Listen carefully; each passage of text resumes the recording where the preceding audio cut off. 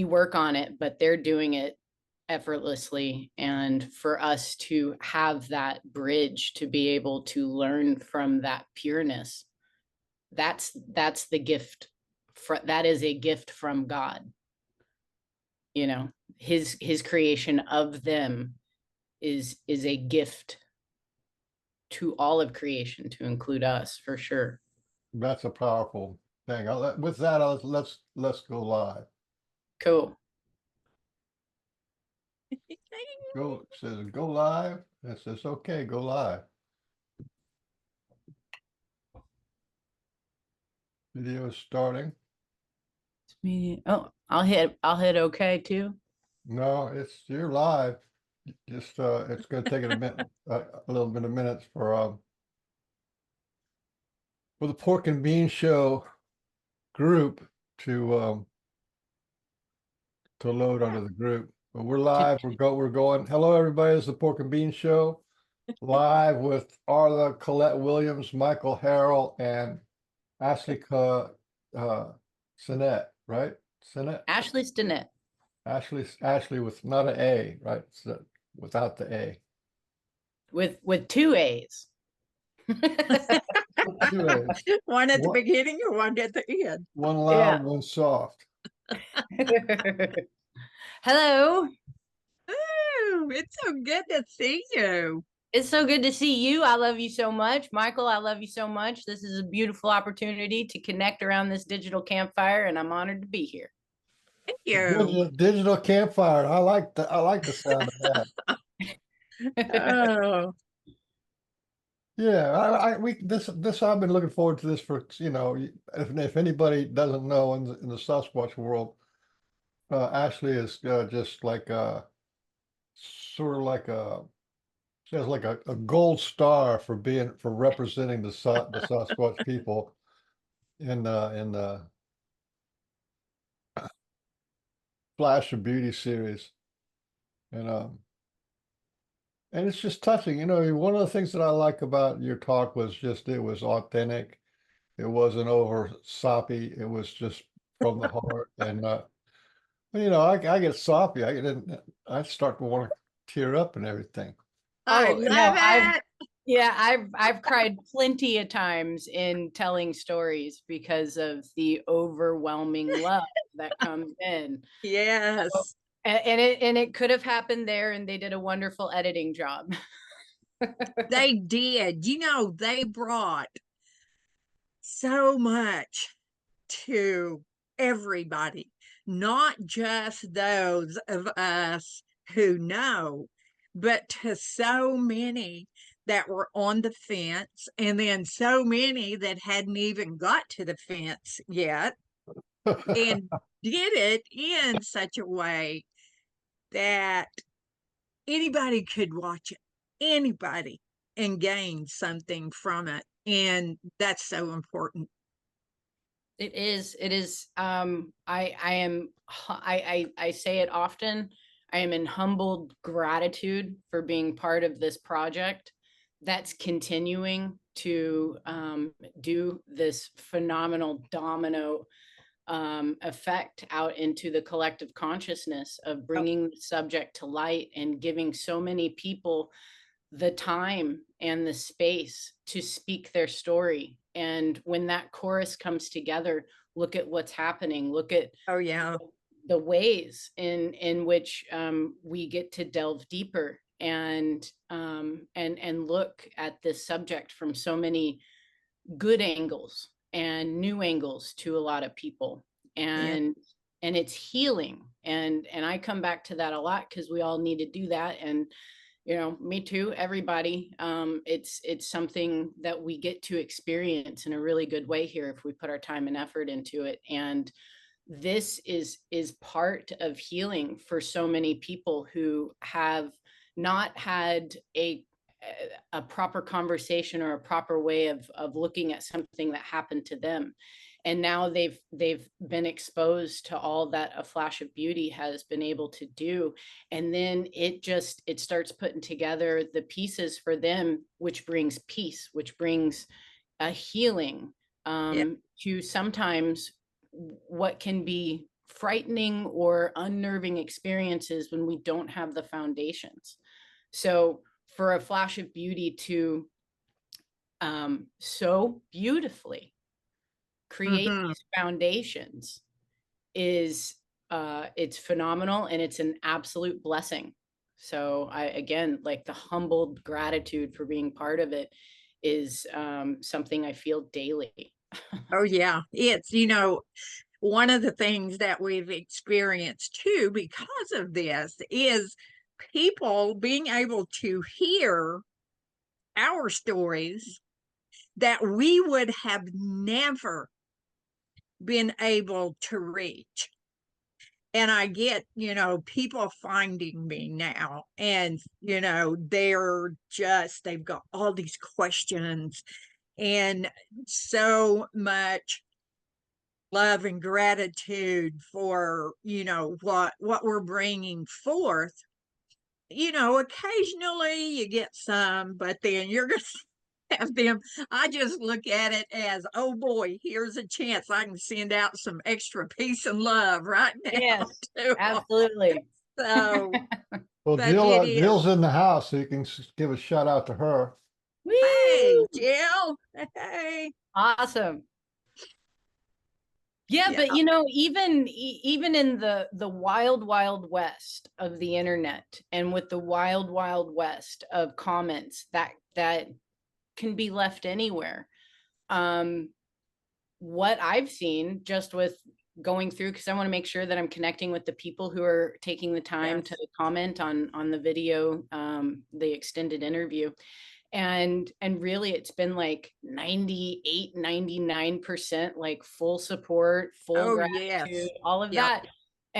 And then there's just a really slight small number of these interesting ones out there too, but like, you would think that maybe it would be the other way around, that this would be up for grabs in the Department of Trolls, but that's not what is happening. What we're seeing is a collective, the people coming together under this umbrella, under this subject, in a totally different way. And the work that you've put in, Arla, the work that Tom has put in, the work that everyone has put in, going to the conferences and starting conversations in this direction and getting shut down in ridiculous ways. You guys are heroes, in this story as well. You set some big foundations for the rest of us, and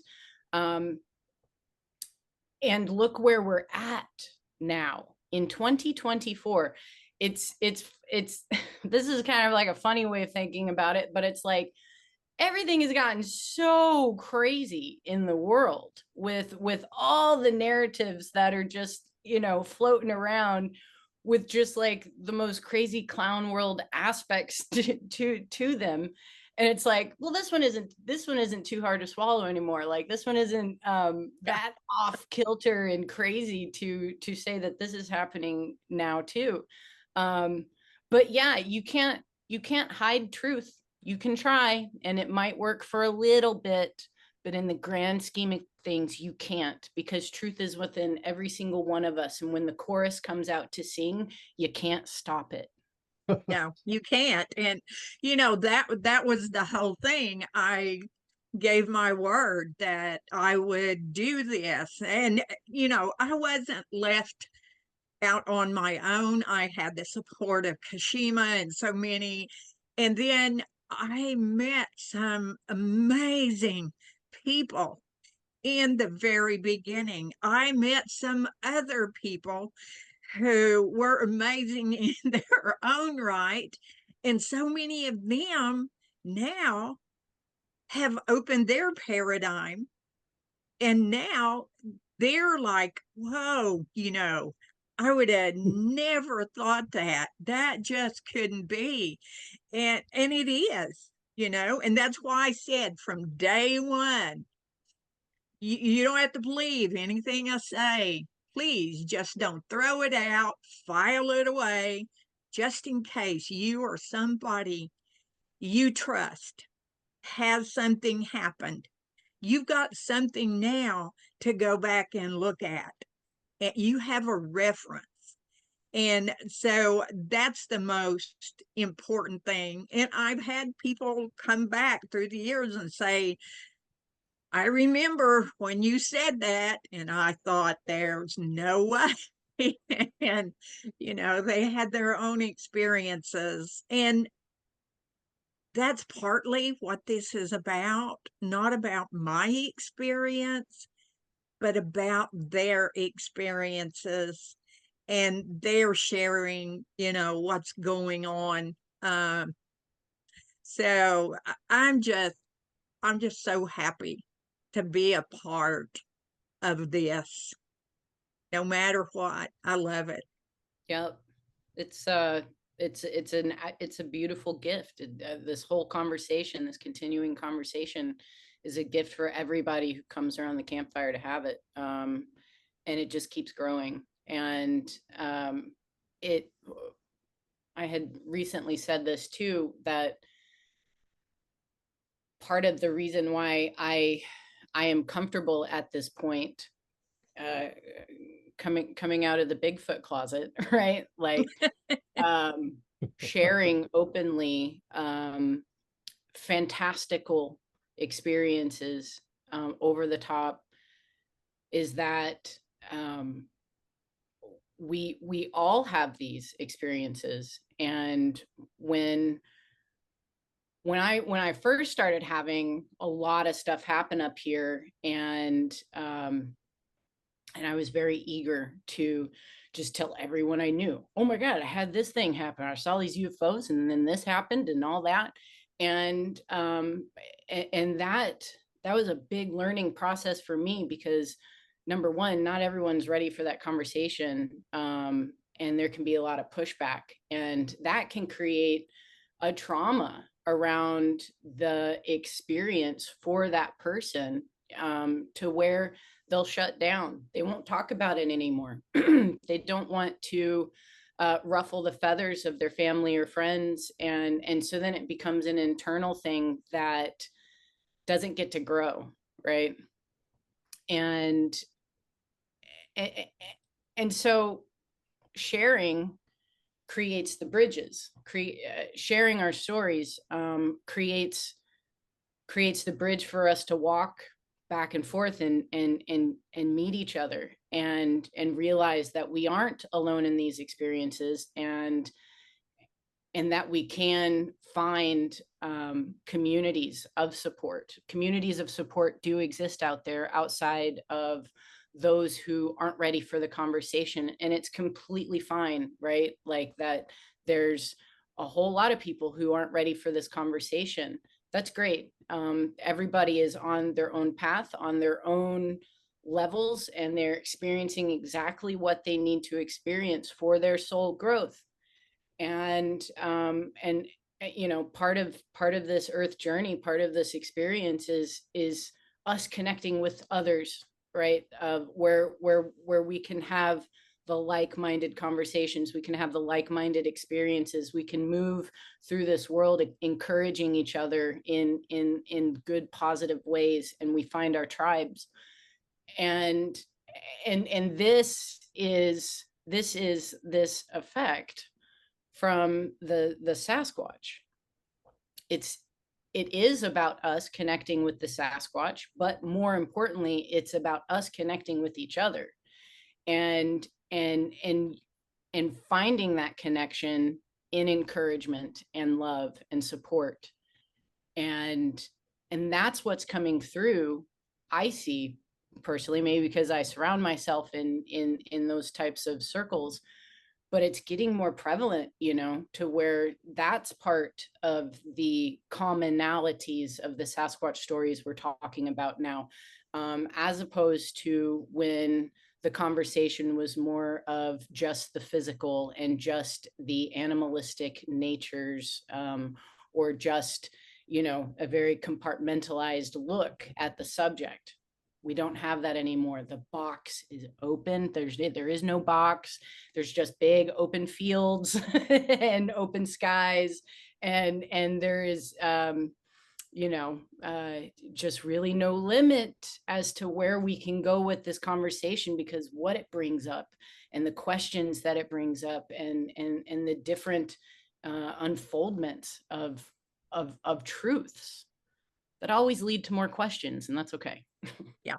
And that's part of it, we've seen through the years, and those of us who go way back, at Facebook, when I first came onto Facebook, there really wasn't a group I would go in that I felt like there were other like hearts in there. So I was just in several groups telling my stories and sharing. And I remember the first time I posted Indigo's photo. Oh my gosh.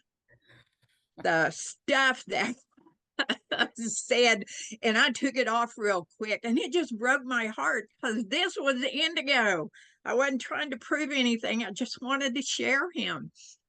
And then, Tom and I had got to be really like brother and sister from the beginning. He had a group that you could go in, and the old Primal People group, and talk about anything and bring it all. It didn't matter, and you were going to be respected there.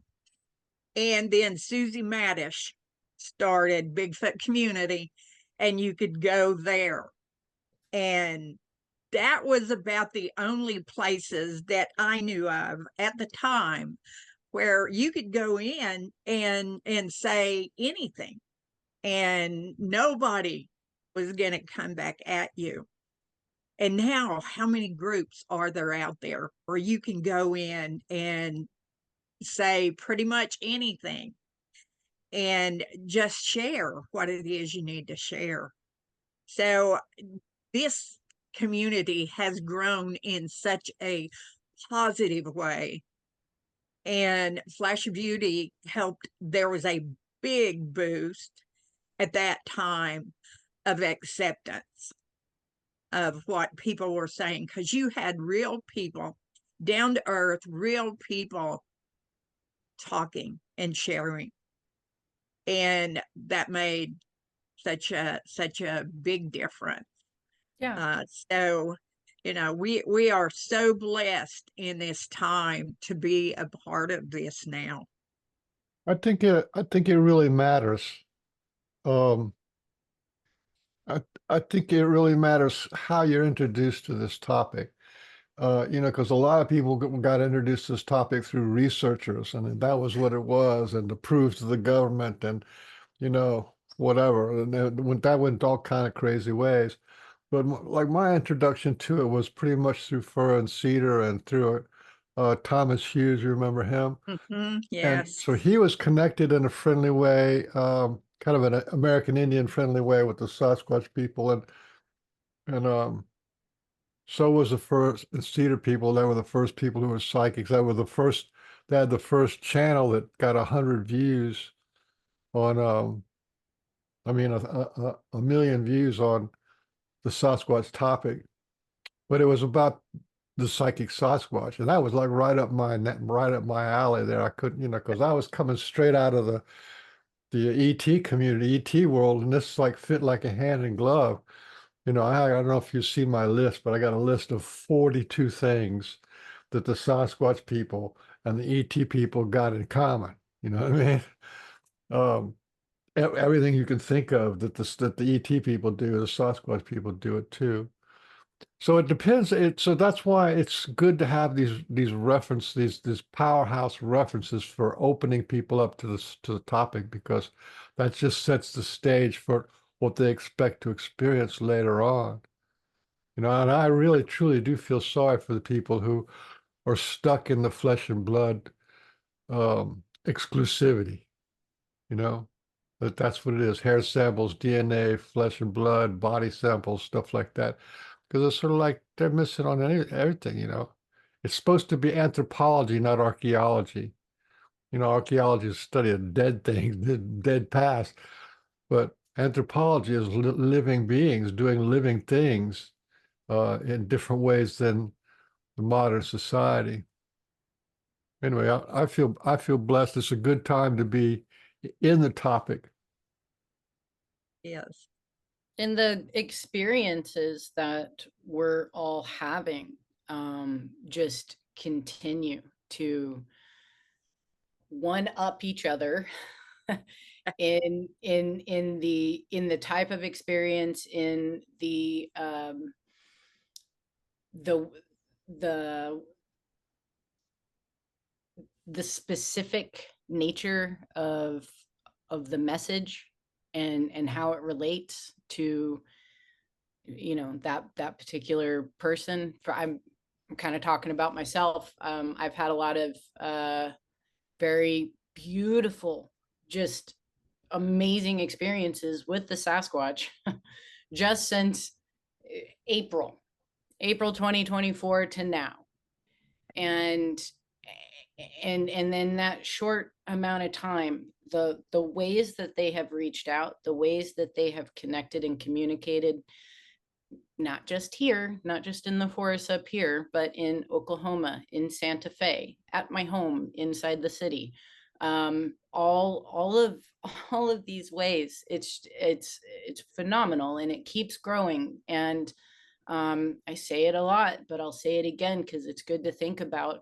If this is what's happening now, it's good to look at what's happening now and to really take it in, because everything is preparation for the future. And our future is what we make of it, right? Like, no matter the chaos and all the stuff that's going out inside the narratives, and really trying to harness and take our attention, and to maneuver our emotions in one way or another, to distract. With all of that aside, all of these things are happening that have nothing to do with those narratives. They're a lot more important, and it's preparation on how we get to move in a really good way in the future. I am an absolute optimist. I have so much optimism. It just, I have it all in every pocket, right? I love humanity. I really do. I have, because of my professions in the past, and the journeys I've been on, I've met a lot of people, and a lot of those people would be in the category of what you would say is the bad people of society. And something that I've learned is that, no, like, even with all of the turmoil within the individual or within the communities, and all the ways in which we hurt each other, the foundation of humanity is love. The foundation of the human is love. Hurt people, and we're living in a very dense moment where there's a lot of hurt people. So we are so good.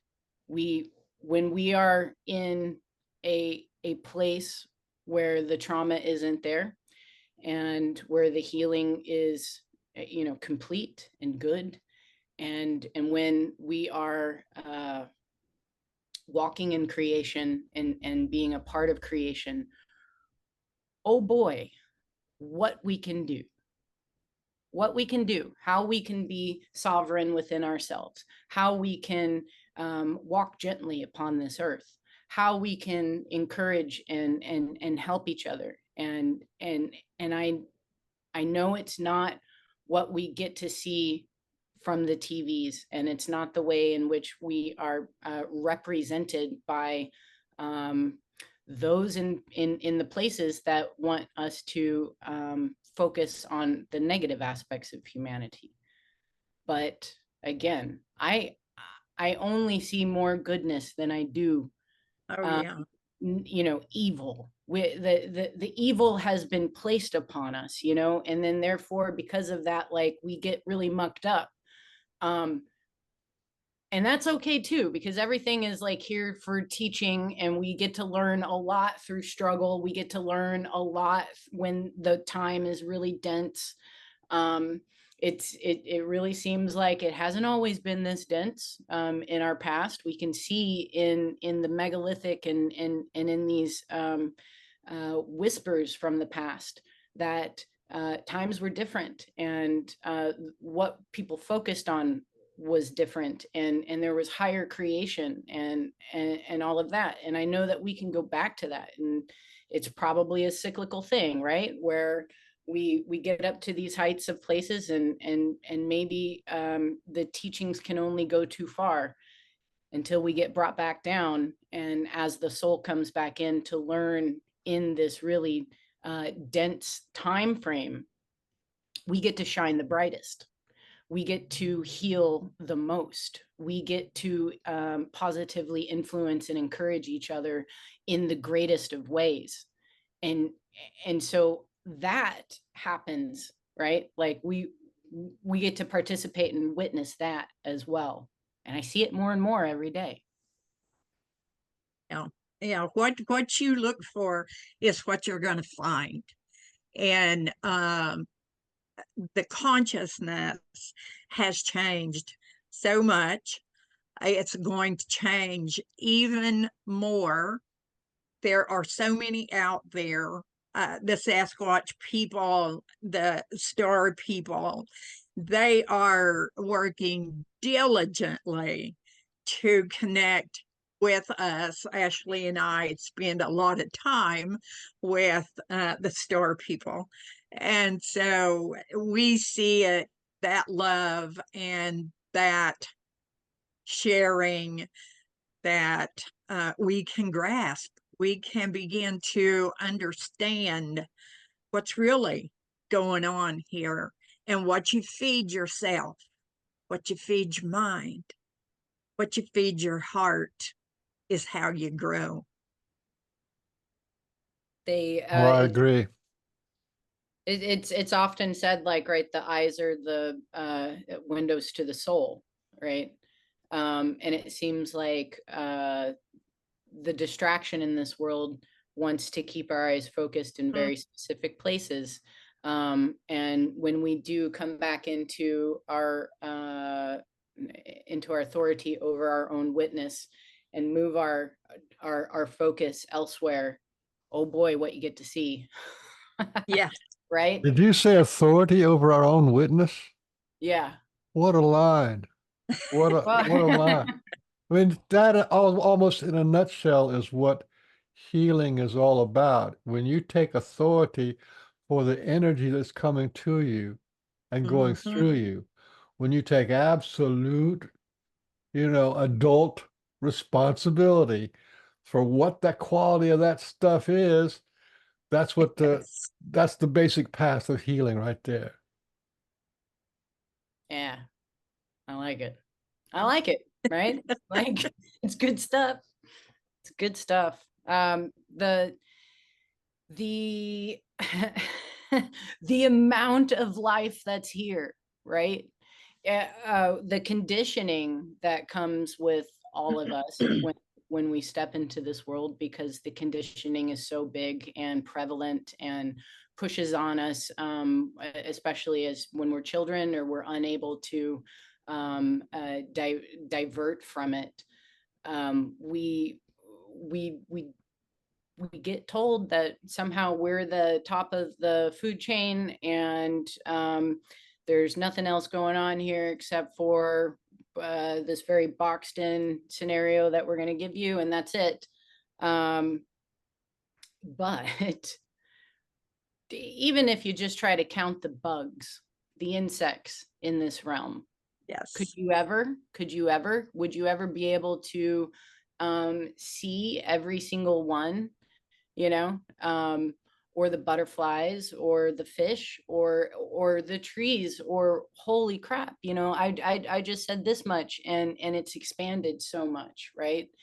So the idea of other sentient, non-human, intelligent life here that we haven't necessarily all seen, but a lot of people have, and there's been records all throughout history, all throughout, don't matter where you look.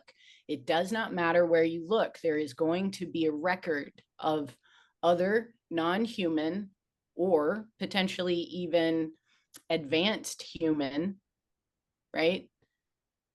Non-human, advanced human, sentient life that is here experiencing this realm the same as we. And you know, for us as like the surface dwellers with these paradigms of authority over us called governments and kings and presidents and whatever, right? Like controlling this whole thing, that's one layer, that's one tiny layer to the picture here. And so when we talk about the star people and we talk about the Sasquatch, when we talk about the elementals, when we talk about, again, things that have been recorded all throughout history, no matter where you've been, no matter where you look, okay, we've been told it ain't real. Okay, it is. It really is. There's other things going on here. They're interacting in high vibrational ways. The control systems of this world want to tell you that they're evil. They want to tell you that there's going to be an ET invasion, an alien invasion. They've fed you throughout your entire life and through generations what this negative ET scenario is like. And they don't put any real effort into talking about the other end of the spectrum. And because we live in this duality world where we get to experience the negative to the positive, they're all here. They're all here. And we have opportunity to, again, connect with whoever we want to, in with the humans or with the non-humans. And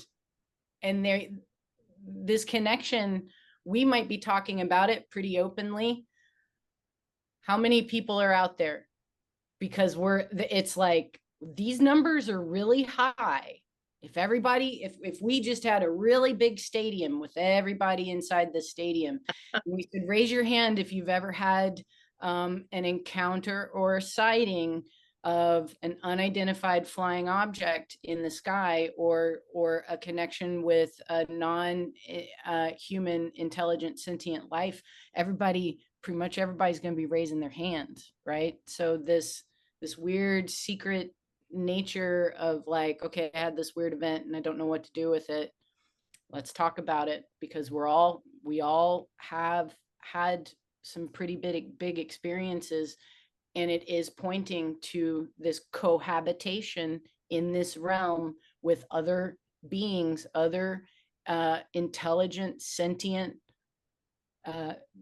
godly, good beings, right? It's not all bad. There's this other side too, and we can connect with whatever we want to connect with in this world.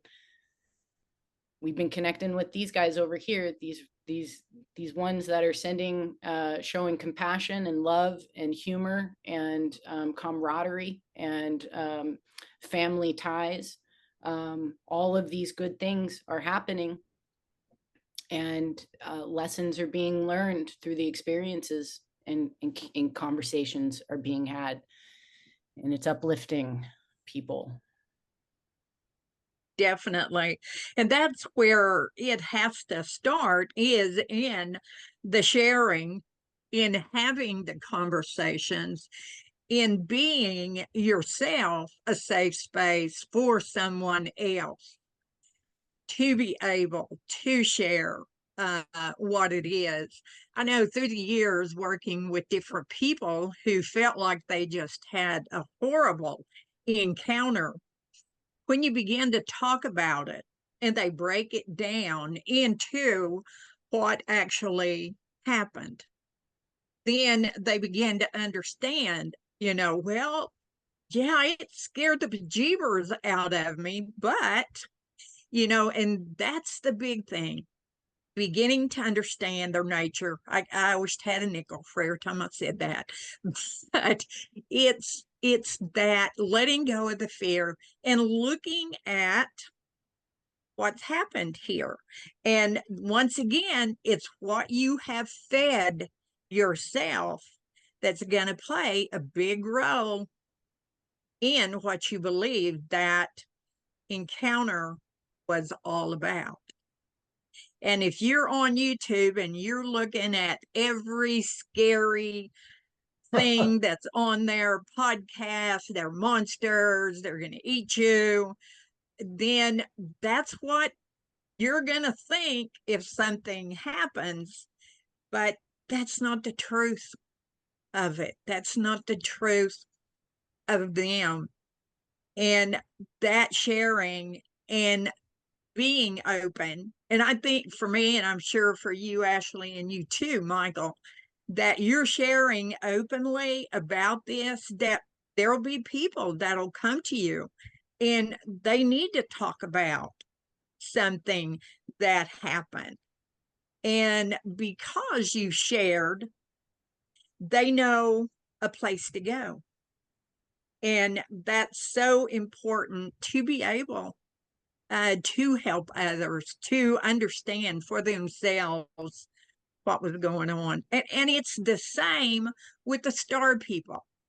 So many people, you know, they see a ship or they see something and they're like, oh my gosh, what's going to happen now? You know, we're going to be invaded. If we were going to be invaded, we would have been invaded a long time ago. To straighten up and treat this earth like we were supposed to be doing. But once you get through all of that, you begin to see, well, maybe that's not what it was about. Go ahead. No, you go ahead. I was watching Mary Rodwell today just before the show started, and she was talking about, you know, the invasion of the star people, and she was saying they're talking about the DNA and splicing and you know, the star children and all of that. She said, you know, we've been here for a couple of million years in this body, and it's already spliced. The invasion has already happened. We are the star people. We're human star bred mix, and that's what we are now. And we're just continuing on with this mixing of the different races. So I think that's a really good understanding to have, is that there's not going to be any invasion. The invasion happened 2 million years ago, and we're the result of it. Yeah, well, we don't have that 100% written down fully accurate history of who we are, right? Like we don't have that, and there's so many questions and weird aspects to the DNA, and then how we're all here. It's like we were all born here, unless we all weren't born here, and then that even raises bigger questions. Right? But we're all here, but like that history is, there's so much involved in that history, right? Which is probably why it's been obfuscated, because if we did know 100% written down, here's the full history of the human, you know, that's when you cut the roots from someone, and you destroy who they are, right? That's a war tactic. When you remove the roots, like, of a people, you can manipulate them however you want to. And our roots have been cut as to our divine origins. We know that there is a divinity. We also, yeah, like, there's probably been a lot of manipulation, genetically and whatnot in the past. And it's a mystery. And there's so many versions that are written. And, you know, you've got all of this different. And so you stop and you look and you go, okay, I've read this. and this is what this is saying. But then I read this, and this is not saying what that other said. And so what is the truth? And the truth is, we know within us. We just have to connect with that part of us that knows. And it's probably the most wonderful mystery that's out there for so many people. It is a beautiful mystery, especially if you allow yourself to contemplate deeply about it, because for me, you know, I can pull back that that view and get to that place to where the omnipresent nature of God is within everything. God is within me, God is within you, and everything outside of my witness, outside of my eyes, is God. And it's this conversation that's happening just between me and God. And that's the same for you, and the same for every single one of us, that we can pull back that that gaze upon who we are and go straight back to, I am a child of God, and I'm in this personal communication and conversation through my actions and through my walk in this world, and how I connect with God in everything that I do and everything that's on the external, and bringing that into the internal conversation.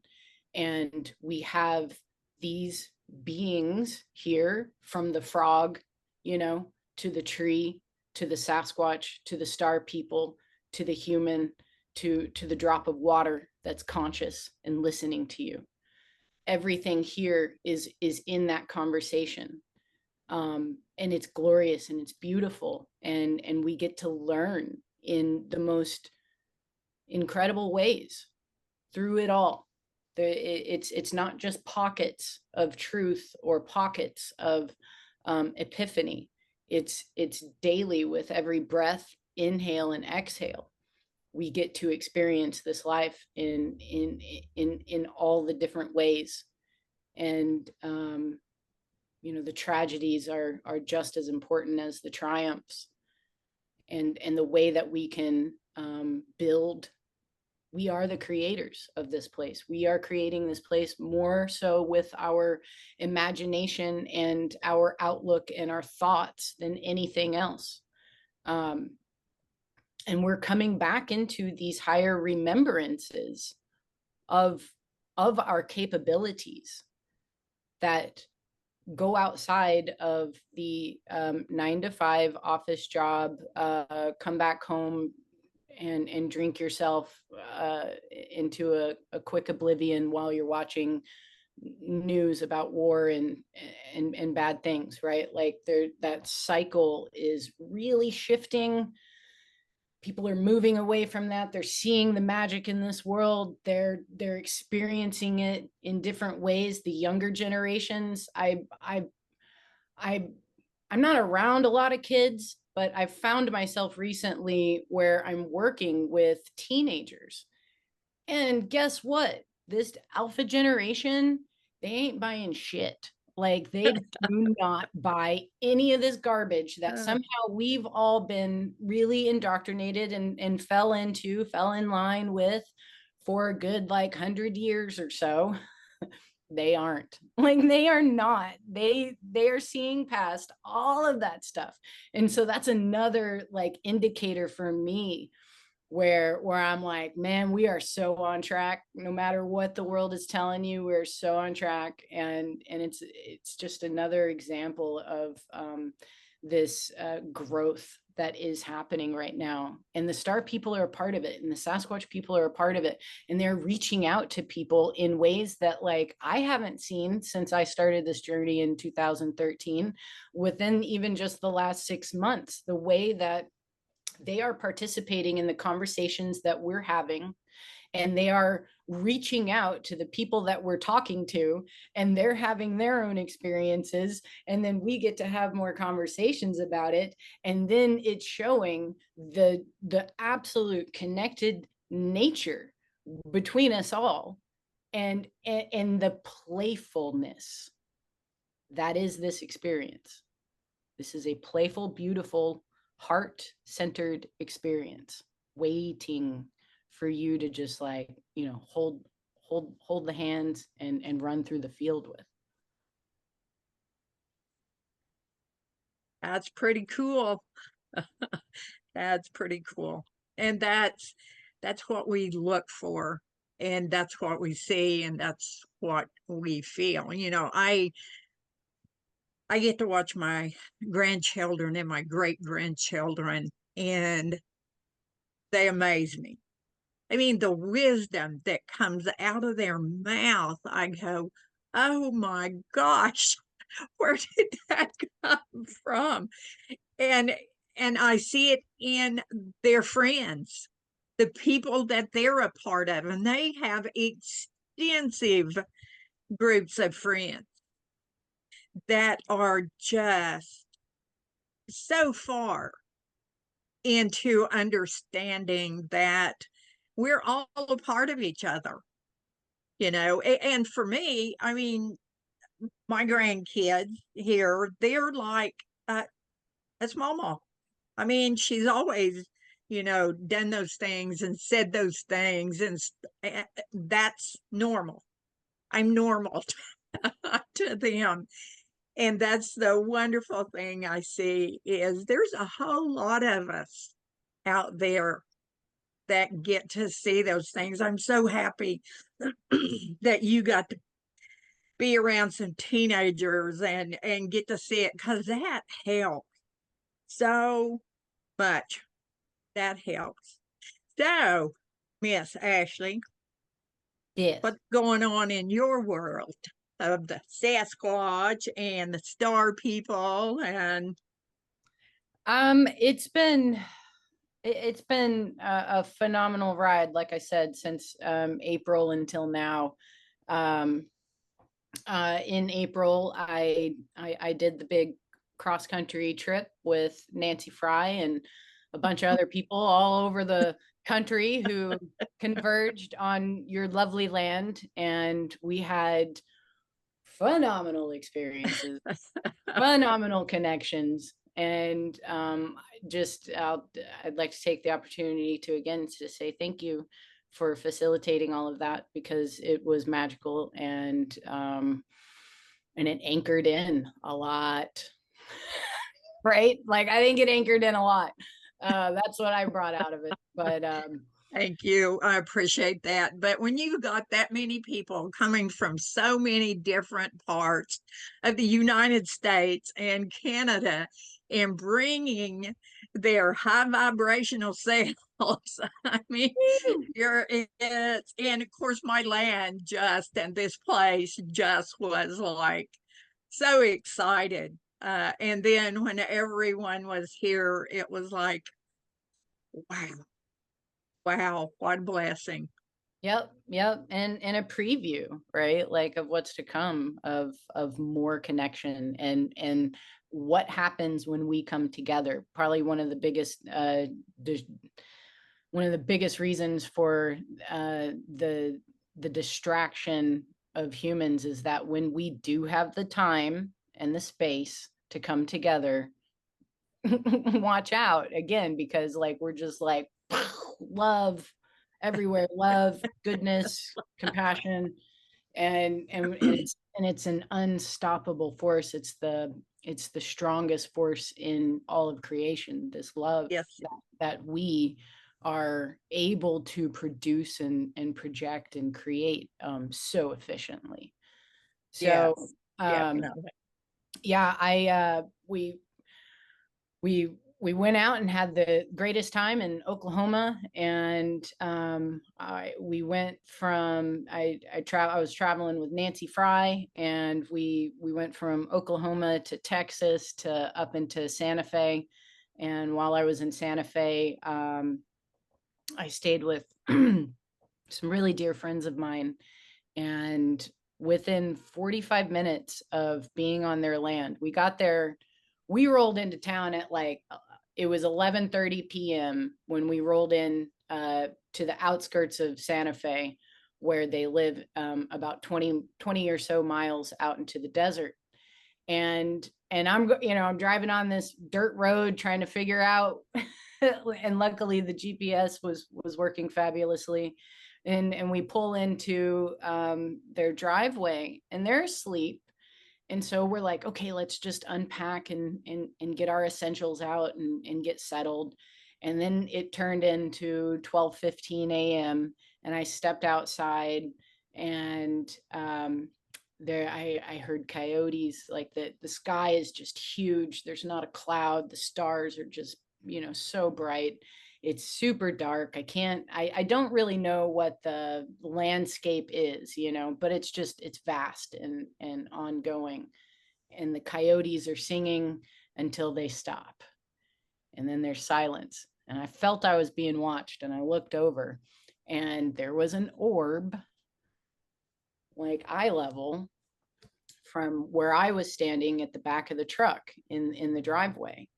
And so it was very much a Sasquatch type orb that I've seen in the forest. And so I had that feeling. It was that Sasquatch connection feeling that you feel when they're around. And then I'm watching it, and I sent out a message, telepathed a message. I said, I'd like to film you if you'd be okay with that. And so this orb of light turned off and then turned on and turned off and turned on. And I took that as an okay, yes, I can film you. So I started filming it, and I whispered to this orb, which I could not tell how far away it was, but I whispered to it, will you turn back on? And it turned on. And I said, will you turn back off? And it turned off. And then it came back on again, like very playful, right? And this exchange happened, and I walked back inside, and I like Nancy's sitting at the kitchen table. I'm like, you're not gonna believe what just happened. Like I had to be quiet because everybody's sleeping. But oh my God, like I just had this conversation with an orb outside. So I guess the Sasquatch are here too. The next morning, one of my friends who lives there, the home is of my friends Bet and Rosemary, and Rosemary and I was like, okay, Rosemary, I was standing right here, and this is where I saw it. And we're looking, and we're like, wow, it's not that far away. It's not a far distance from where I saw this orb. When I came back home, I went on to Google Earth, and I measured the distance from where I was standing to where the orb was seen, and it was 180 feet away, which made me laugh because my power number is 108. I see it all the time. It is everywhere in my life. And I love that it's in my life because it's a really great number, but it's everywhere. And that distance between me and that orb just happened to be 180 feet. So we go out to this area, and what I find inside of this trinity of juniper trees, where the canopies have come up, and there's a bit of a crawl space where you can come inside and stand up in this area inside the trees. And when I get there, I find this rock. Sitting on top of the needles, sitting on top. It's not embedded. It's not part of the landscape. It was placed on top of the needles. I also found some aspects of the bark, which had been very much manipulated and turned into some glyphs. So this rock is so funny. And this story goes so deep, and it shows how much they pay attention, how much the Sasquatch pay attention. So on your land, Arla, a few days before all of this is happening in Santa Fe, Ginger Lockwood was there, and she brought a bunch of quartz crystal from her land in Georgia. And she had them all laying out, and she was like, whatever rock you feel connected to, please bring with you, take with you. And so I concentrated and I looked at that pile, and I was very, very, very much drawn to this rock. So here's this rock. It's a quartz crystal. It kind of is in this shape of a diamond. And I had this rock in my pocket when I got to Santa Fe, or the outskirts of Santa Fe, to my friend's house. And I was outside looking at this orb and having this conversation. I had this rock in my pocket. And then the next day, when we go over to look to see what was going on in that area, if we could find anything, we find this rock. Now look at the similarity in the shapes of these two rocks. Isn't that funny how they are so similarly shaped in every angle, every angle? Yep. And this one, when you look closely at it, there's this face. There is a face on the conical shape of the skull head. And then there's an eye, there's one eye, and then there's a smiley face that is part of this quartz that's been popped up just slightly. Right? So was that a natural formation, or did someone do that? Because this particular shape is not a natural shape. And I'll show you. This side right here is worn and weathered. This side is worn and weathered. So is this one. And this one is not. It's been snapped. Something snapped this to create this perfect shape of a conical headed Sasquatch smiling that just so happens to look exactly in shape and almost size to the one that was given to me by Ginger. So when we were in Oklahoma and Ginger was telling me about one of her most favorite experiences with the Sasquatch people, which I believe was in Georgia with Sam Chandler, and they happened to come face to face with the Sasquatch, and they were having this beautiful silent exchange, and the Sasquatch turned around to start walking away, and Sam said, "Please don't go." He whispered, "Please don't go." And then the Sasquatch looked back, and he had one like eye ray beam of light coming out of his eye, and he showed this to them. She shared that story as we were walking your land, as I had this in my pocket. And then this guy, he only has one eye that's shiny. Whoa.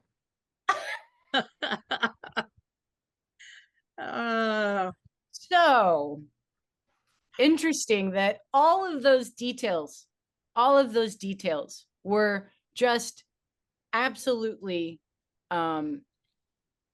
included in this exchange on land in a place that I have never been before.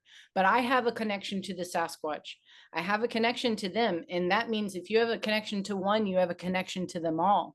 So when I came into Santa Fe in the middle of the night, I was greeted within 45 minutes of being there from a Sasquatch in an orb form who gave me a gift that was absolutely connected to conversations on sacred land in Oklahoma with the Sasquatch walking. Yeah. And that's the magic of this world. That's the beauty of this world. That's the beauty of our interconnected nature, our true nature. Yeah. Can I tell a little Santa Fe story? Mm-hmm. Yeah. My son was living in Santa Fe, New Mexico in the 1990s. I think he was there for like 5 or 7 years, something like that. And he was kind of doing the hippie thing with a van, and and he's living here and there. But he got sort of his, because it's a college town. Anyway, he kind of lost all his roommates and he couldn't afford a place to stay. So he went out north. I think it was north of there, which is just desert. There's nothing out there. Any direction, you wouldn't know which direction you're going if you didn't have a compass. But anyway, so there was this little, you could just, well, there's a lot of places where you just park on the side of the road and just sleep in your car. They just actually have little places where you just drive over. And he was sleeping there one night in Santa Fe, and and a Sasquatch walked up to his little sleeping bag thing, and he talked to the Sasquatch. He said, you know, go away. You know, he's kind of like a manly guy. He says, go away. I don't want anything to do with you. And I didn't know anything about this, but then, you know, when I here it is in 2012, I'm having my first experience with the Sasquatch people, and they got all excited. They were in my house, invisible in my house, and I'm like firing off my first Sasquatch video, and they got all excited about that. And I hear in my son's room this huge kaboom. Well, if you can imagine, like these, like a big box of books was in the top shelf of his closet, right? And that just fell out onto the ground the moment that my video was being uploaded to YouTube. And I'm going, I was just laughing. And when he got home, he was pissed off. He says, "Tell Sasquatch to stay out of my room." But I didn't know. It actually took him another year before he told me that he actually had an experience with the Sasquatch people in Santa Fe, and they walked up to him at night. So I just wanted to get that collaboration, because if anybody's ever been to Santa Fe, it does not look like a Sasquatch country. There's no rivers around there. There's, you know, Well, there is. You know, there might be creeks, but they're just visually, it doesn't look like a Sasquatchy kind of place. there's a there's a few mountain ranges in that area, and I've continued doing research of the Sasquatch in New Mexico, and oh boy, yes, there are a lot of sightings. You've got the Navajo Nation there, you've got the Apache reservation, all along the border of Arizona and New Mexico is really, really prevalent. I've been looking at the Jemez Falls area and the Jemez Mountains, and there's lots of activity there. When I was staying there, and again staying with my friends out in the desert, we had great sky watching at night. And one of those nights we were out there, and it was just nonstop flashers, nonstop, you know, the orbs of light, and it just kept on going. And my friends were like, it's not like this here. Like, we might see a couple, but for this to be happening, no, we haven't experienced that before. And I was like, well, yeah, but now we're here together. You know, like we have gathered, and our energy is creating a beacon for them to show themselves and to connect, because each connection is raising something, you know, within us. And it I'm not the expert on UFOs. I'm not. I haven't had a face-to-face that I'm conscious of, to where they've said this is who we are and this is what we're doing and this is why we're doing it. But what I can say is that I used to take notes. I was doing this internal mental tally from, I think I started it like around 2010, 2011, when we moved up here, when we started seeing so many, when they became very prevalent nightly. And so I started making this rolling tally of how many I had seen. And I quit doing that in 2021. But from 2010, 2011-ish to 2021, I saw, and I'm looking up here on my calendar board, my whiteboard, where I wrote down all this information. I've seen 1,000, I saw 1,149 as of 7/24/21.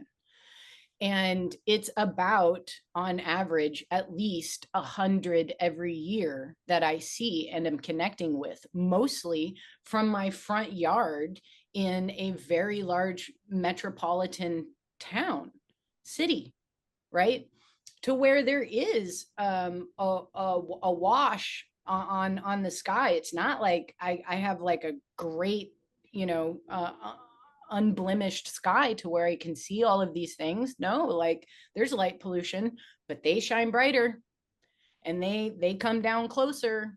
And I see this activity almost nightly, as long as the clouds aren't out, and sometimes even when they are.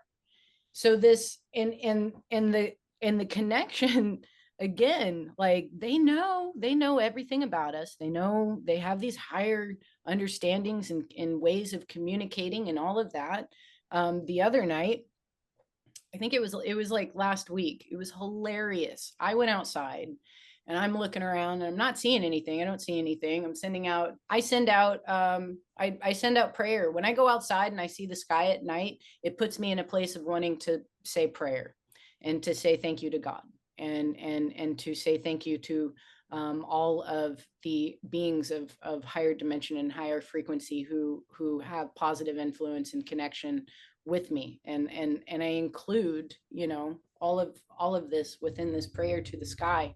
And so I was doing that and I'm looking around and I'll get a lot of response from sending out greetings, you know, but I hadn't seen anything. And my partner came down. She came out of the house and came down the steps and stood next to me when we were both looking in southern direction. And just as I was about to say, yeah, I haven't seen anything tonight, I couldn't even get the words out of my mouth before a flash up in the sky, right where we were looking, flashed. And we both saw it. And I was like, man, that's way too perfect timing, for me to just about to say like, oh yeah, there's nothing happening out here. Then again, it's like, what is that lesson? What is that lesson in that interaction? Is that they're there, whether you see them or not, and that this connection is instant. This connection is consciousness to consciousness. And they're there and inside you at the same time. That you can't go that fast through time and space. It is instantaneous. Yes, it was And goes on the urge. Just the urge of going to say something. They know what you're going to say before you say it because they are in there feeling what you're feeling. And that's kind of the phenomenal thing. People don't want to take it to that next level, but there is a fundamental unity of all connected beings. That doesn't have to be felt, but it is there, I think, as a foundation anyway. Yeah, totally. It's beautiful. I have, again, like in my interactions with the the star people, which is in this that's the name I give the white balls of light that I see that interact, and they grow brighter in their light in response to something that's up here and in response to something that's in here. And that connection has, I guess it's been enough, right? For the past from 2000 from that marker of like 2010 of moving up here to now, that type of communication and that type of thing has been enough for me consciously to move in a good way with that. And again, like where does that put us in 5 to 10 years of our connections with them? Probably in a really good place, right? Like everything is preparation for the future. This is preparation for the future. And when there is a connection, again, it's coming from a place of compassion, it's coming from a place of love, it's coming from a place of knowing what trials, tribulations, and things that we are experiencing in our life. Something that we recently went through. We went through the biggest transition of our lives, absolutely biggest transition of our lives, that closed a very large chapter, which was the passing of our dog Walter in July. And he lived a very beautiful long life, and he was an ascended master. Like he truly was this beautiful being who came down and gave us the opportunity to take care of him. And when he transitioned, during that time, the Sasquatch were here. They were here. The star people were here. I got confirmation from that by just watching my cat, watching our cat looking up and staring at them in a non-seen form. When we stepped outside, that evening after he passed, we got to do everything at home, and that night, we had the flyovers of just like love to you guys, love to you, love to Walter, love to everybody, there were, this was left. This was left. This was another rock, and there's a bigger story connected to it, but I'll just say that this rock was left. I don't know if you can see this or not, but it has an A, it has a heart. And these were like carved in, you know. This was left at the front of our gate. And I have a friend in Pennsylvania who, on the day that he passed, and we were communicating, and the information of his passing was getting out, and it was very heavy on her heart, because she knew who he was, and she's a dear friend of ours. She's family, you know, and so she was feeling the loss too, and she was feeling for us. She's in Pennsylvania, and she takes her son to a very specific spot, to think about Walter and to send him love as they watch the sunset. And when they get to the spot, there's a very large stick that's been shoved into the ground. And what is that if not this? Again, she sent me a message. She was like, is this a Sasquatch related thing? And I was like, yes it is.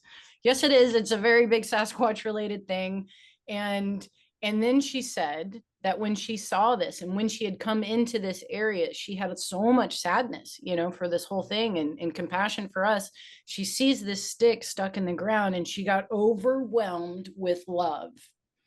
And it moved all of that sadness that she was feeling and transmuted it into this love and peace.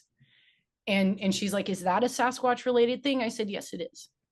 Yes, it absolutely is. And it's showing us right now this interconnected nature of what happened here, and our connection to you, and their connection to you, and the connection to the ones that are in that area who you've had a connection with, whether you've known it or not. So so much has been shown to me, again, in the trials and tribulation times, and the times where there's a little bit of hardship, right? Like the hardship of losing love lost, and the compassion that came from these areas and from these people. You know, I hold that in my heart, absolutely, and it helps. And it helped me move through it. It's continuing to help me move through this. And you know, Walter has shown himself around. We've heard him around the house. We've seen him in his spirit form. He's made his presence known. It's this, again, larger picture of the immortal nature of our being and our connection to this multidimensional reality, and how we move through this physical space, and how we do it physically and how we do it non-physically. I just wanted to emphasize again, you say these wonderful pearls of wisdom and truth. When your friend saw the ground stick, and then she confessed that she felt an overwhelming wave of love, and then you said to her, that is a Sasquatch trait. That is a Sasquatch phenomena, habit. It's what they do. It's not just something stuck in the ground somewhere. It is a feeling that comes with it, that is connected to our souls. And I just wanted to emphasize that. That's, you know, why are people getting so mushy or so out there, so excited about Sasquatch, is because they can bring this overwhelming love, this overwhelming excitement, or this overwhelming joy, to anything, a rock, the way the wind blows, anything. And that's what makes them so special to me, you know, that's that quality, is they can bring so much heart. Brian Bland calls it the love zap. And which anybody who's been around Sasquatch for a long period of time, they felt that love zap kind of business. And it's the real deal. And you know, it's not a laser beam, it's not a slap across the face, it's not anything, but it is the most powerful force in in the universe, in everything, which is love. Love is the strongest power that moves mountains, that brings us all together, and that we can like really like exponentially feel. There hasn't been a moment where I've been like, oh yeah, I felt love back here, and then it's never really been that much ever since. No, it compounds, you know, with our life experience, and with the ways that we get to again encourage and interact and join in the conversation. And it's beautiful. This is a beautiful experience. We're not alone in it. We have encouragement from each other, and we have encouragement from, you know, these higher dimensional beings, these higher beings of love and respect and goodness. We could look at the negative aspect of aliens. We could look at the negative aspect of interdimensionals for 1,000 years. You know, we could look at that direction. That's only one aspect of this realm. You know, when we do focus our attention on these higher degrees of experience with a higher degree of teacher, it's only positive. It's only moving us forward in good directions. And then we don't need to have these as teachers, these lower vibrational beings who teach through, you know, addictions and traumas and all of those things. Those, we get to move away from that. We get to have a higher experience with higher teachings. And it's available to all of us. And more people are figuring that out, are seeing those potentials, are focusing on that. And, you know, again, like, where are we going to be in 5 years? Where are we going to be in 10 years? How are we going to collectively come through and create this experience in a good way? You know, that love, and Todd calls it the love zap, it's bliss. And if anybody's ever been in bliss, no matter how you connected to it, it is that space of knowing everything that you need to know, and it comes from love. It does not come from the mind. It comes through the heart and through the love. It's in every cell in your body. And when that is fully activated, then you feel that love zap, that bliss, that space where imperfection doesn't even describe it. It's so much more than that.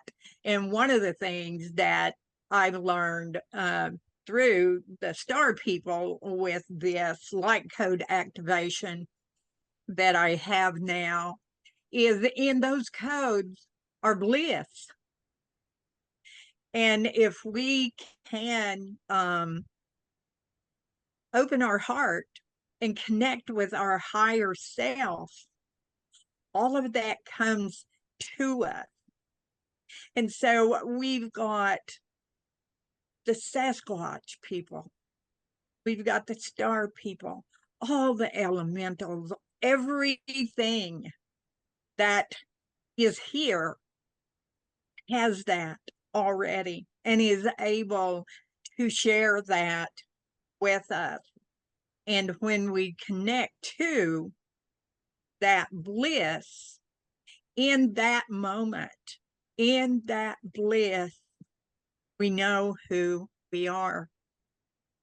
We don't have to ask, who am I? Why am I here? You know that. When you are in that, you know all of that. And that's where we're going as we open up and just open that heart up and connect it to your mind. Cannot connect to your higher self. It can tell you all of these things that you probably need to do. But the only way that's going to be activated is if the heart comes in and takes over. And then you're going to connect to that. And if that don't make you want to dance, I don't know what will. I'm ready to dance. I'm ready to dance right now. Uh, I do have to run. I have a bit of a time crunch at this point. And I love you guys so much, and I so appreciate this opportunity to talk to you. I feel like we just barely got to talk about things, even though we talked about so much, right? The video, like your video, Arla. Woo! This is this light code activation. yeah, and I get to share that with a group of people on the 25th. The 25th of September, I didn't know it at the time that this was set, is like an opening for super galactic connection. And so I'm gonna get to go and talk face to face with people about the Love it. There's something supposed to be a light there. All right, we're good. Don't worry. Good. Yeah. We're so thankful that you came on, Ashley. I always love it when you come on. You're such a wealth of wisdom. That's the only word I can describe it with. And I know you're young, but that doesn't make any difference. Wisdom comes as wisdom does. Yeah, next time you come on, we'll go a little bit deeper into this, all right? Yeah, let's do it. Let's That was a joke. This is about as deep as it gets, really. Oh, I don't know. I'm ready. Let's go deeper. Let's get weirder. I love you guys so much. Arla, thank you for being you. Thank you for being here. Michael, thank you for being you and being here, and all the ways that we get to talk, we get to share, we get to spark the light within each other. Yes.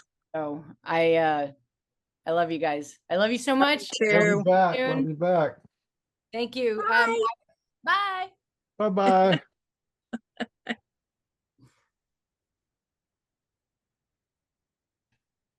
I want more. I have to confess as a confession. I want more. You want more. Yeah, I want more. I think that's, yeah. Well, that's kind of what love does, doesn't it? It makes you want more. Yeah, it does. It definitely does. Oh, anyway, Ron Moorhead is going to come on. I haven't got his okay on the dates yet. I'm so excited for him to be on. I mean, he's so phenomenal and so gets it and gets it all. He's got a real gentle soul about him. Yes, he does. Yes, he does. And unpretentious. Yep. To a fault almost. Yep. There's this great story about, he has had the Sasquatch interactions, and they went off down the ridge, and they came back up later in the afternoon, and one of his horses was upside down on his back, stuck between two trees. And he's got some awesome stuff. Somehow he's trying to make that normal, but I mean, it's just, the horse couldn't get up. I had to have some help to get the horse to get back up. It'll be a good show. I think I've interviewed him maybe 3 times now. Yeah. Once with Brian. Or yeah. Maybe twice with Brian. I don't remember. But yeah, and he's got that quantum Sasquatch. Is that what it was? Something like that? Yes, quantum Bigfoot. He's helping me with being able to because it'll be in my book, the video, talking about the video and the quantum aspects of this.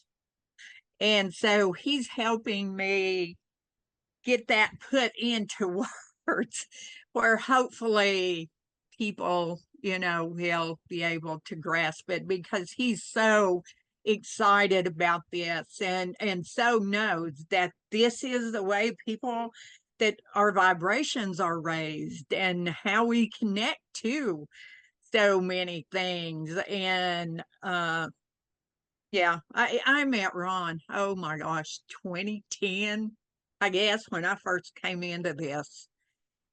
And we just became friends. We've done a lot of conferences together over the years. We even, a bunch of us that were out in Oregon at Beachfoot years ago, rented a house on the ocean and spent 3 days there just enjoying and eating and walking to the ocean. And he's really a good guitar player and a singer too. I did not know that. Yeah. I wonder if we should try to bushwhack him into doing that. I don't know that he physically can now. But yeah, he's got to be into his middle 70s or late 70s. He's in his 80s. 80s. He's Yeah. up in his 80s. We were talking about that. Yeah. And he, knowing him so long, he does show signs, that, and then he's been sick and, he's had other stuff. But what a generous going guy, on. because, anybody who asks him for help or ask him to be on their show, he will literally go out of his way to do it. I don't know. I don't think he's turned down very few people. No, and he said, And he doesn't care how big it is or anything. No, he just wants to get the message out, and podcasts is what he's looking at now doing, and not all the traveling and stuff. So this quantum thing, I was thinking about this today, that I was in this group one time about people who are trying to see with their eyes blindfolded. mhm. And these were adults, and adults don't have the juice like kids do. But then this same group was talking about, there was these 5 schools around the world. I think 2 of them were in Russia, and a couple of them were in the United States or Canada and in Europe, where they take these kids and they blindfold them, and then the kids learn how to see with their eyes closed. And what I mean by see is they can read a book, they can ride a bicycle, and there's a couple of them can play football, soccer, with their eyes blindfolded. Yeah. And I'm thinking, well, if that's not a quantum effect, I don't know what is. Yeah, because you're outside that. You're outside playing with your eyes bound, and you're seeing with something else that ain't eyeballs. You know what I mean? That's a quantum effect. Yeah, you are. And I didn't blindfold myself, but walking in the woods on a pitch black night, and it takes about 30 minutes for your eyes to start to adjust, where at least you can maneuver around. But I mean, I walked, anytime I went anywhere, Georgia or anywhere, I just take off in the dark, no flashlight, no nothing else, and most time barefoot, and just walk. I'm not as physically stable now as I used to be, but yeah. And I love the dark. I love it.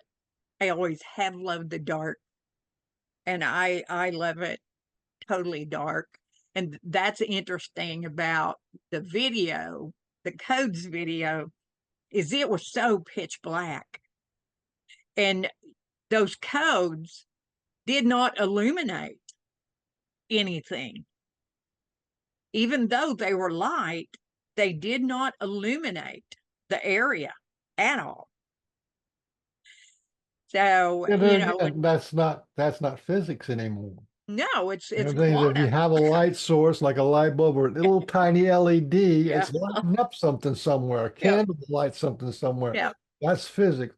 But quantum physics, when something is light but doesn't, it's lit up, but it doesn't emit light, is a yes, really interesting phenomena. yes, it is. Yes, it is. So, and I wanted to try to put, not that I feel like I need to put science with it, but I feel like it needs to be actually uh, to help describe to people, to get people not to just say, oh, that's, you know, that's not right, and not look at it. But if you're, you know, talking about something that is what he calls new science, this is the new science that we're looking at. It's not Newtonian at all. And so, it, you know, it's going to take a while for the whole scientific community to grasp it, but they have been.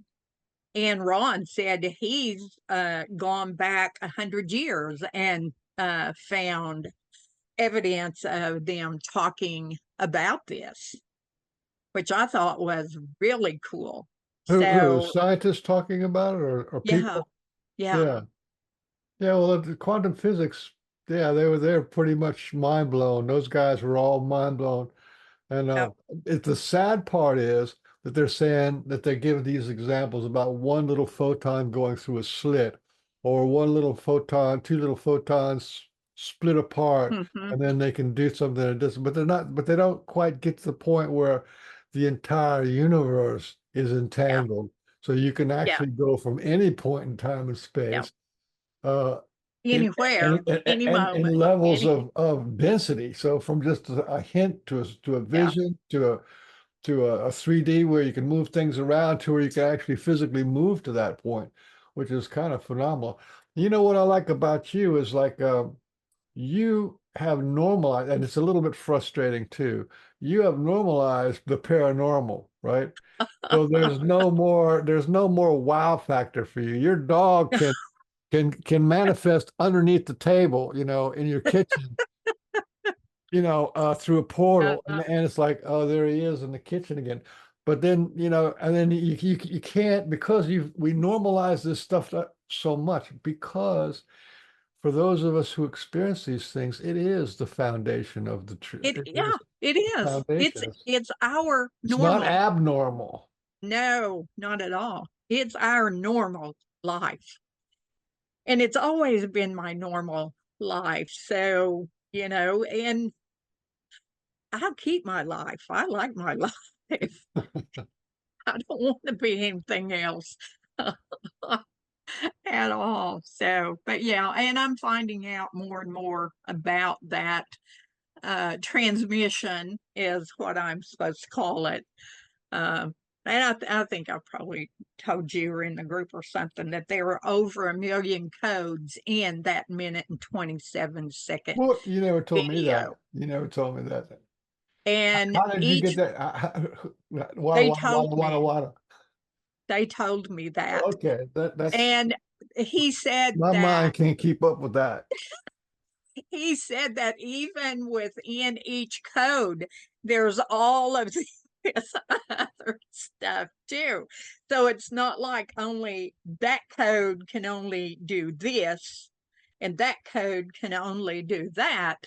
The codes individually, and you can't even look at them individually because they're individually collective, is what they are.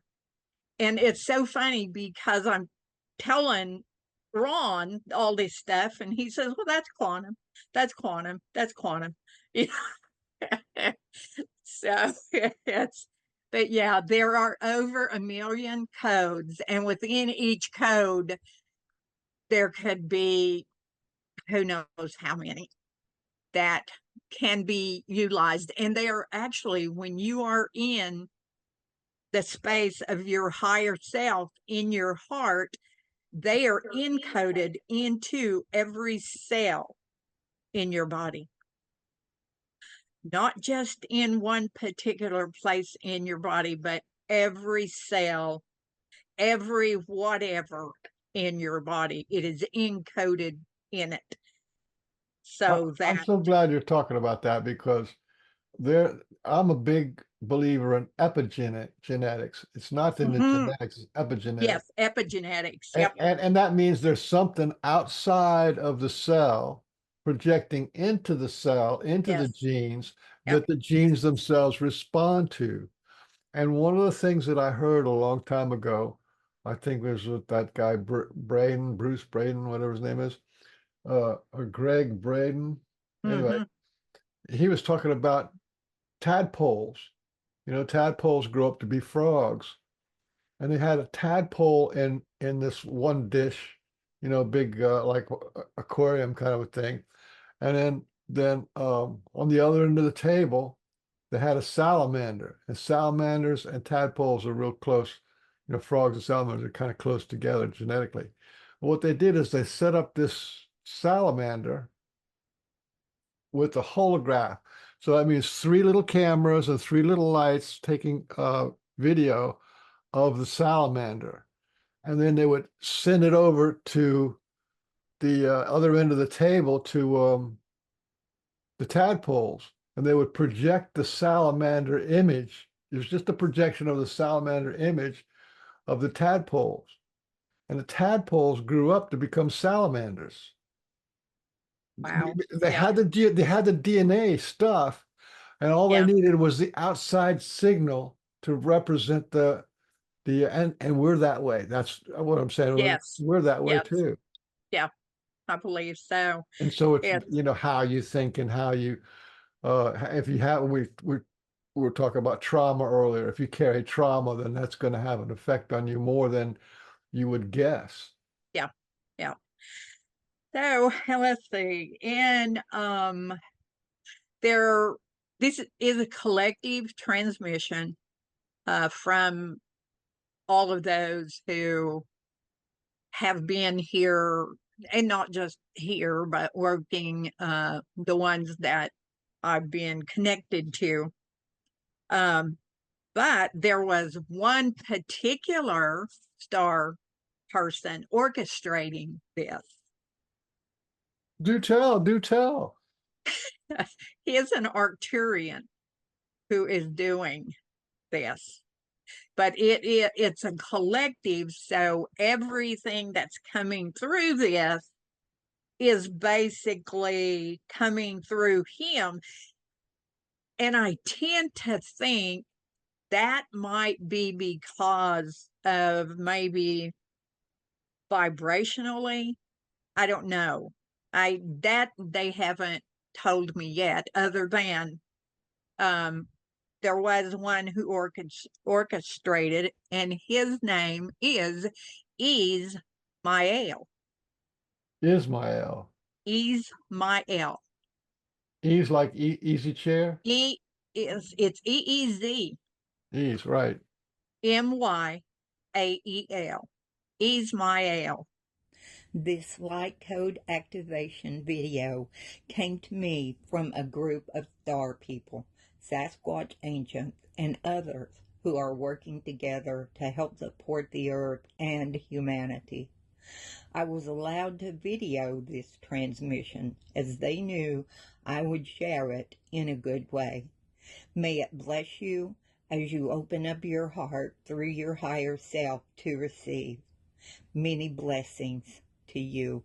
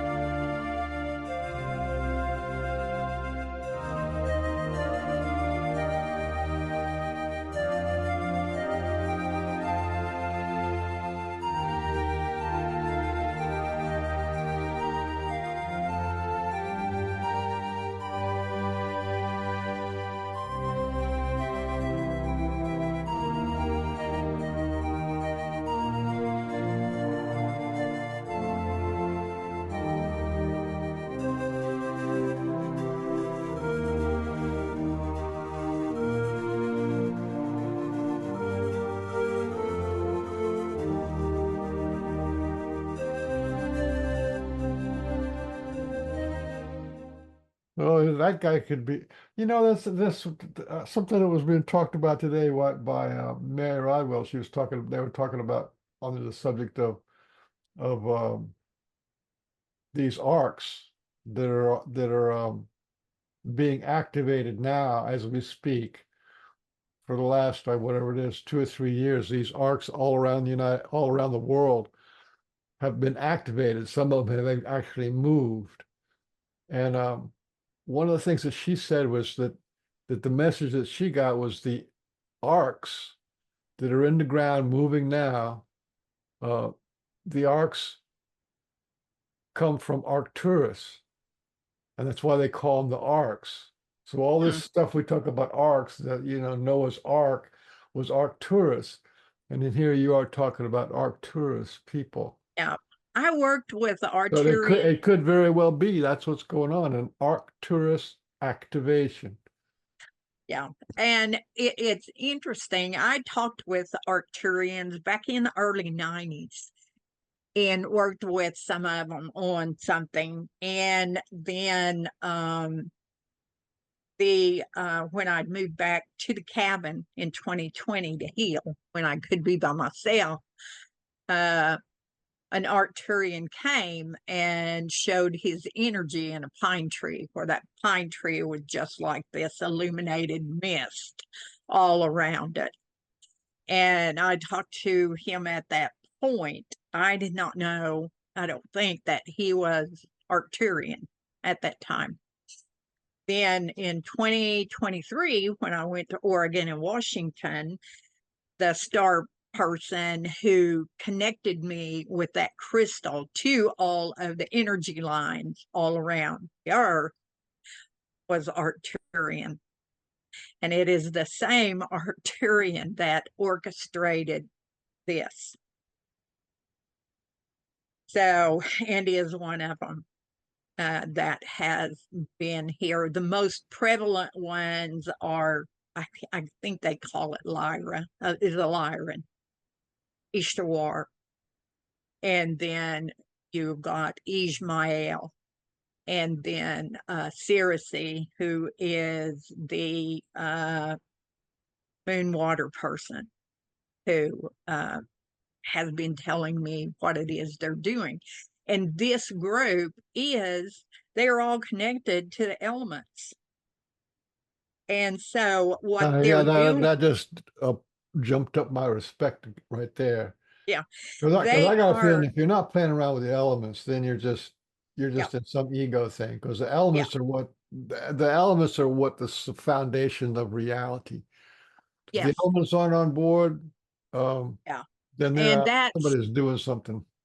what they were telling me, was that they are working with the 5 elements: earth, fire, air, and water. And the 5th one is space as an element, because everything, all the other elements, are contained in that space. So that like Circe, she works with the water. And so there will be one of them that will be connected to each one of those elements.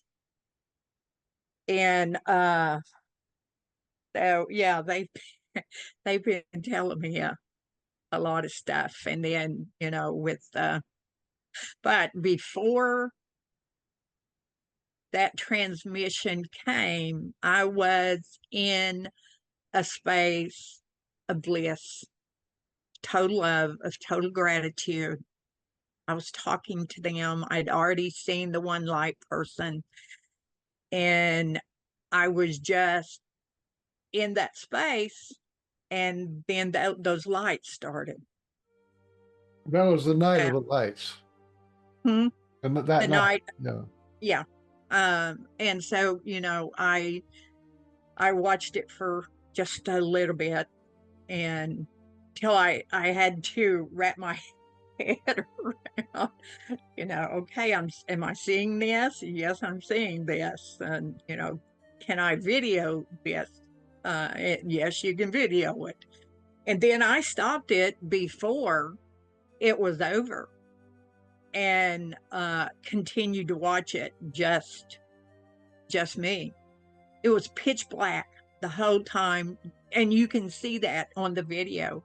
When you try to lighten, the only thing you can lighten up, or the only thing that I've been able to lighten up on any of that, is the screenshots. And it doesn't lighten to light, it just lightens to purple, kind of. And so there was no other light. There wasn't a moon. There wasn't any other light source. Actually, in part of this, you can get a glimpse of him in that, but you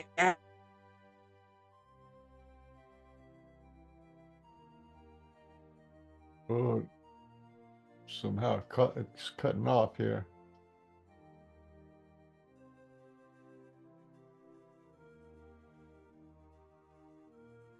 Well, Arla, I just had a new company come out. I'm gonna have to call them a nude company. a new internet company, so I'd have better internet. I thought you said nude company. I thought that was what kind of name was she got? Well, most of them got hair around here. So if you want to call them nude, I guess you could. I'm just joking. But that's an amazing experience you had. Did you figure out that you were getting 1 million pages of downloads while you were watching, or does like after No, you're watching, they kind of let you know? Oh, and no, after. Yeah, by the way, because you I've know those lights you saw? That was like a electronic what? commission. Do what? They're telling you, oh, by the way, did you know that there was millions of downloads you're getting? Yes, I was talking with them about it, and I was watching it intently, and he told me there are over 1 million light codes in this. 1 minute and 27 seconds, and there's over 1 million. That's definitely quantum. That's just So wild stuff. Why do you think they do that? Because this isn't the first time I've heard this of people getting dictionaries full of information in just a few moments. there are people who are groups. What's his name? I can't remember his name. And they have been gathering for quite a while, and they're getting all kinds of photos of light, start, different things. Most of them are in the sky. They're getting those things from the sky. And I haven't researched it, but so far I haven't found anything that was given in a code, which is a series of, like Morse code or whatever. Codes are much more than that, but to video it, and with an outdated cell phone that's not even a phone anymore. So it's like, what the heck? Well, that's what I had, and that was the moment, and that's what I did. And it's having some really interesting effects on people when they watch it. And everything from, I just started crying. That cry connection, what I call connection cry, where it's just all in there. It's people that felt happy. They just all different kinds of things. There, only one person freaked out when a I sent them the video and they didn't want anything to do with it. They weren't looking at any codes right now. So I was like, okay, it's okay. It's not a problem. The cells in their body going like this. No, no, not yet. No, that happens to people. If they're not It ready, does. they will have It does. a physiological, I don't want this. It's not, I'm not ready. Yeah. Yeah. And that the codes can't be misused because only that higher vibration consciousness can even have them encoded into their cells. So it's not like something out of some sci-fi movie where Dr. Whoever gets the codes and he's going to take over the universe because he's got all the answers. It's not like that at all. And if you're not in that heart space, you'll just get bits and pieces around the edges. And so you've really got to be in the right space to connect with it on that level. I'm so glad you're saying this because, the people, I've been talking about this for years, that there's a connection between the Sasquatch people and the Star Nation. And that connection is that they are on the same team, doing the same kinds of things to Yes. people, getting the same kind of growth and transformations of people. Yep. And the fundamental thing that ties it all together is this love or this bliss or this love zap kind of business. And that humanity really needs to know that is an offering of the smorgasbord table we got out here. Yes. Right in the middle is a big cake full of love. Yeah. And that one of the main things with it, one of the first things I was told about the codes is they can literally raise the vibrations of humanity. Yeah. And, I'm like, wow. And they can even encode in you some kind of healing. Maybe that is laying there latent in your body and your cells that you need to bring to life so that either you heal yourself or you help others or whatever. And that raises humanity's consciousness, right there. So, well, going back to what I was saying about the DNA, is when you have like a love zap or when you have something that is a transformative experience, something that moves you, something that awakens you, those are imprints. And when you're imprinted with that, now your DNA can see something and then it can do something. Yes. If only thing you got is discouragement and depression and anxiety or despair, then that's the images that your DNA's got to work with. Yes. So when you start giving your DNA images of something that is really amazing, something that is loving, something that is connecting, something that is transformative and intelligent and infinite. That gives a whole different message to your DNA, because they'll make whatever you want them to make. Yes. Yeah. Oh, yeah. When I think about it in the codes and when they were talking about that it's encoded into all the cells of your body, it was like I could see all of these little lights and they were going to the bodies. They were going into the bodies and they were flipping all these switches in your cells. They were like, oh, okay, there's this information. Let's put a light on it. So this light can bring it to the surface. And so it just, it's not something I thought was going to happen. Well, anyway, what a nice little show we had. I always look forward to talking to you because, It's my little connection to the bliss world. Well, we're going to need to, at some point, get a show set up to talk about this video. I mean, Well, I'm not like, I don't think that's going to be like an hour, even an hour long. no. So if you I want to, anytime, we can do that. okay. Just as Yeah, no, I'm not prepared to, and I don't really need to talk forever and ever and ever about this. well, this is like a little bit like glyphs. You either get it or you don't. And if you're Yes. if you're ready, you're going to get it, and you don't need anybody to really say much to you.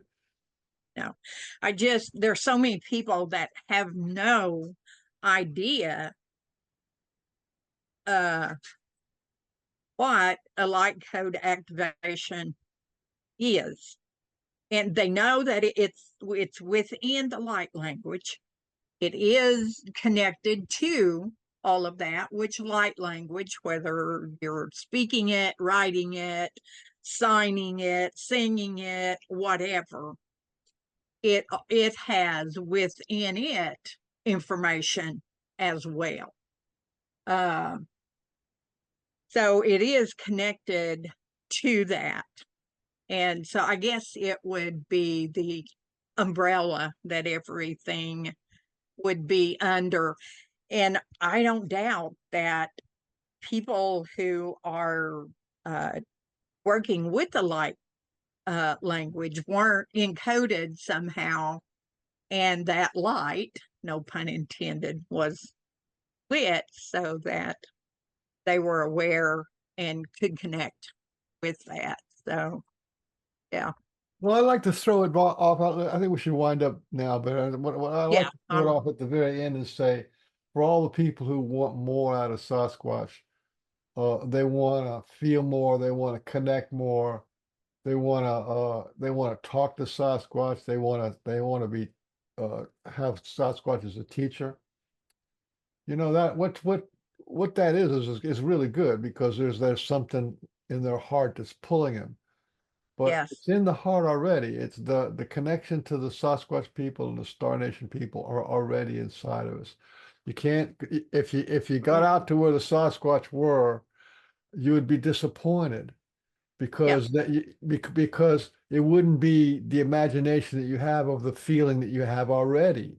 The feeling that you have already is a connection to God, the Sasquatch, the cosmos, the Mother Nature, and the Universal Mother, and all that. We're already connected inside.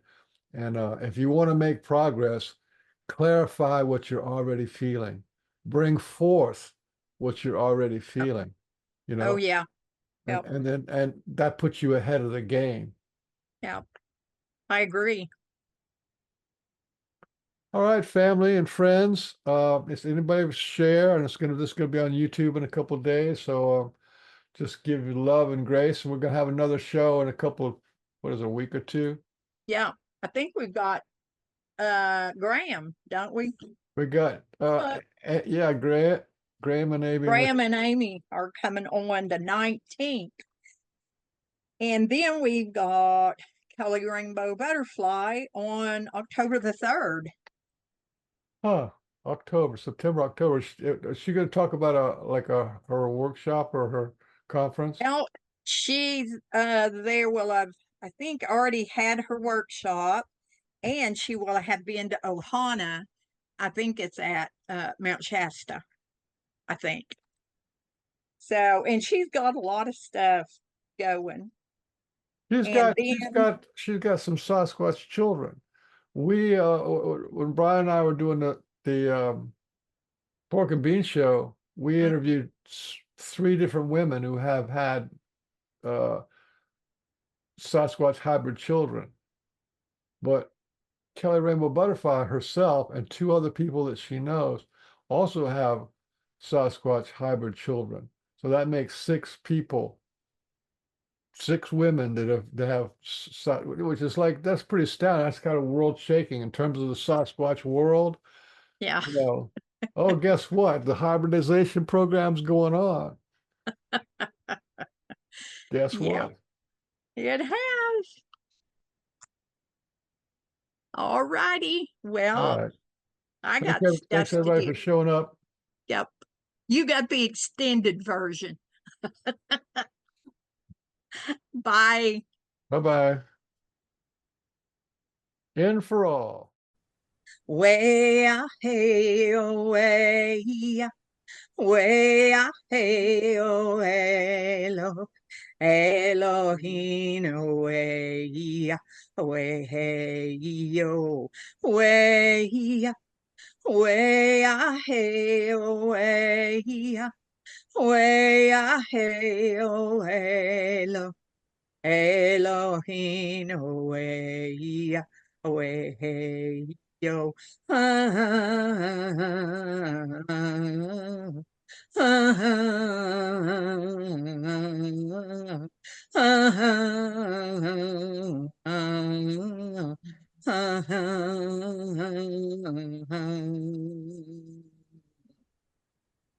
way way way hey way lo Elohim way way hey yo